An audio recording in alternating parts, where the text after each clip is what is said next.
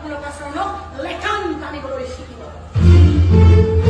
আৰু ইহাৰ পিছত কোনো ৰজাই সুখত নিদ্ৰা যাপন কৰিব নোৱাৰিব আজি ইহাৰ পিছত সকলো চিত্তই সপোন দেখিবলৈ শিকিব সাহস কৰিবলৈ শিকিব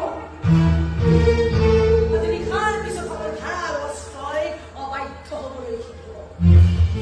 নিশাৰ আন্ধাৰে পোহৰৰ সৈতে হেল মাৰিবলৈ শিকিব আজি নিশাৰ পিছত